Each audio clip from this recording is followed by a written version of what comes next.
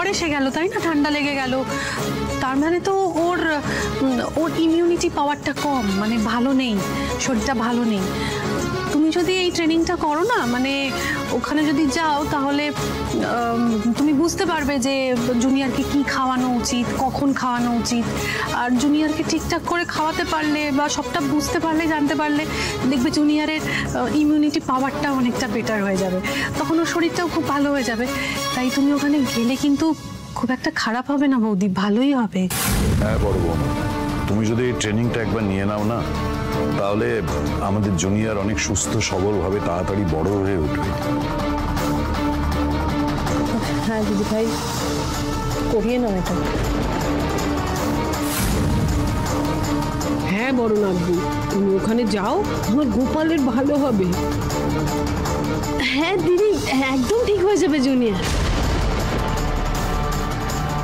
আলো মন দিয়ে সবার কথা শুনছে, কিন্তু মুখ দেখে একটু বোঝা যাচ্ছে না যে ও মেনে নেবে না নেবে না।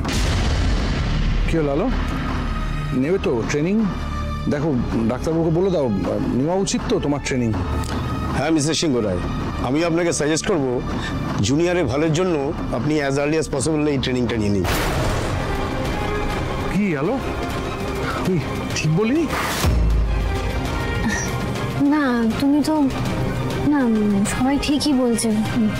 না আমি যদি এই ট্রেনিংটা নিই তাহলে তো জুনিয়রে ভালোই হবে, তাই না? জুনিয়র ঠিক থাকবে, সুস্থ থাকবে। ঠিক ঠিক ঠিকই বলেছো। ঠিক দেখেছো, আমি একদম বুঝতে পারি তোমার মনের কথা। শুধু একটা ব্যাপার আছে আলো, সেটা হচ্ছে যে কদিন এই ট্রেনিংটা ডাক্তারবাবু দেবেন, বুঝলে, সেই কদিন খালি তোমাকে ডক্টরের ট্রেনিং সেন্টারে থাকতে হবে। না না না, এটা আমার পক্ষে সম্ভব নয়। আমি যদি একা যেতাম বা থাকতাম তাহলে ঠিক ছিল। জুনিয়রের এইরকম অবস্থা, আমি পারি কখনো আমার বাচ্চাটাকে ওভাবে ওখানে নিয়ে যেতে? ওর অসুবিধা হবে না? কি যে বলো না তোমরা। কি বলছো?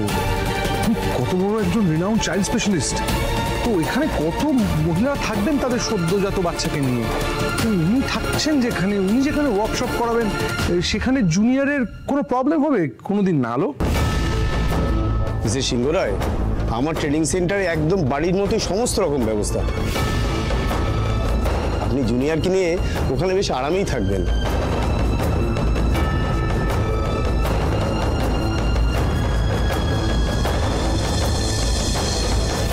আচ্ছা ঠিক আছে, আমি বরং একবার জুনিয়রকে জিজ্ঞেস করি আর যাবে কিনা। এই জুনিয়র, যাবি আমার সাথে? হ্যাঁ, ওই যে বলছেন না ডাক্তারবাবু, কোথায় যেতে যাবি?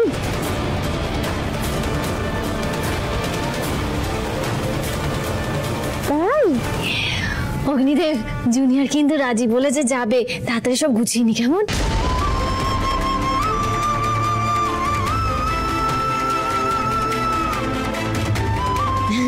তাহলে একটা কাজ করি, আমি যাই, উপরে যাই, জুনিয়রকে নিয়ে জামা কাপড় গোছগাছ করতে হবে তো, যেতে হবে তো, তাই না? হ্যাঁ হ্যাঁ হ্যাঁ, কাল আপনি কালই চলে আসুন।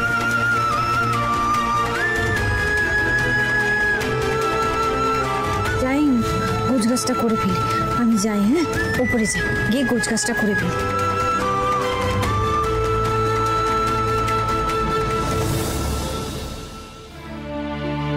স্টেডি রুদ্র, স্টেডি। তোর এখন এরকম ভেঙে পড়লে চলে? তোকে তো শক্ত হাতে এখন হাল ধরতে হবে, তাই না?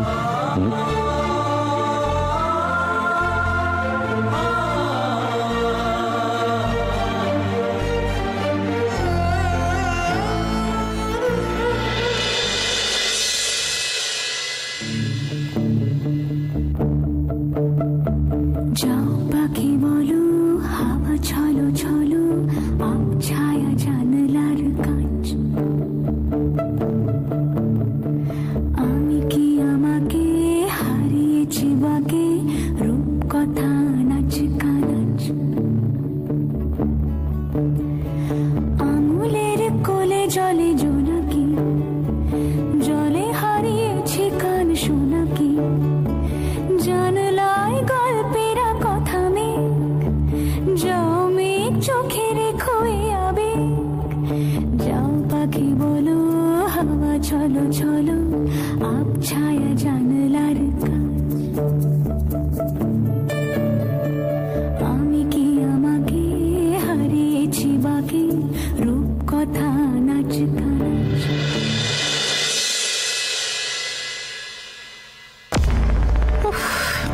আজকে রাতটা কাটলে বাঁচি। আলু রিহ্যাবে গেলেই ওর একটা ব্যবস্থা করতেই হবে।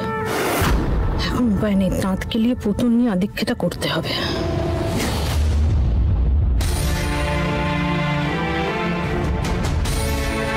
আমি আর এই মিথ্যে অভিনয়টা করতে পারছি না ওর স্বামী।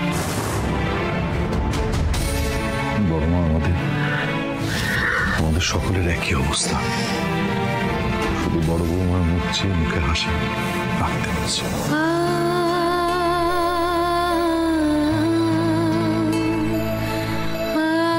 কি হয়েছে বলো তো? অমন করে কাঁদছে। বড় মা কাঁদবে না, তুমি থাকবে না, মন খারাপ একটু।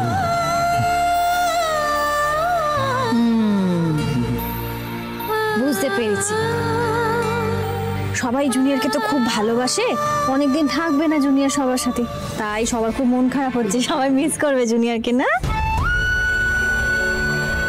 একদম ঠিক ধরেছো বৌদি ভাই। এবার দাও তো একটু জুনিয়রকে দেখি। তোমাকে আর জুনিয়রকে একটু আদর করে দিই। জুনিয়র, রশনি এমন করছিস যেন এই যাওয়াটা আমার শেষ যাওয়া। হ্যাঁ, বালাই ষাট, কখনো এরকম কথা বলবে না বড় নাতবু। কতবার বলেছি এই সমস্ত কথা একদম বলবে না, ভাববে না কিন্তু। আচ্ছা ভুল হয়ে গেছে, কান ধরছি, এই কথা আর বলবো না। দে দেখি, দে দে দে। আমি বেশি দিন ওখানে থাকতে পারবো না, ঠিক আছে? মা, ও মা, তাড়াতাড়ি চলে আসবে তো তুমি? আমার কিন্তু খুব মন কেমন করবে তোমার জন্য। আরে বাবা চলে আসবো, এই বাড়ি তো আমার সব। আর তাছাড়াও জুনিয়রও ওখানে বেশি দিন থাকতে পারবে না, খুব কষ্ট হবে, তাই আমাকে তাড়াতাড়ি ফিরে আসতেই হবে।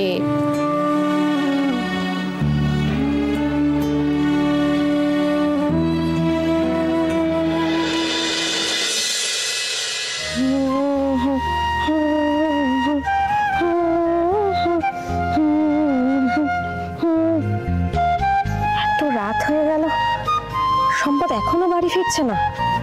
কত করে বললাম এই কটা দিন একটু তাড়াতাড়ি এসো, আমি একা পারছি না। ওই তো এসে গেছে।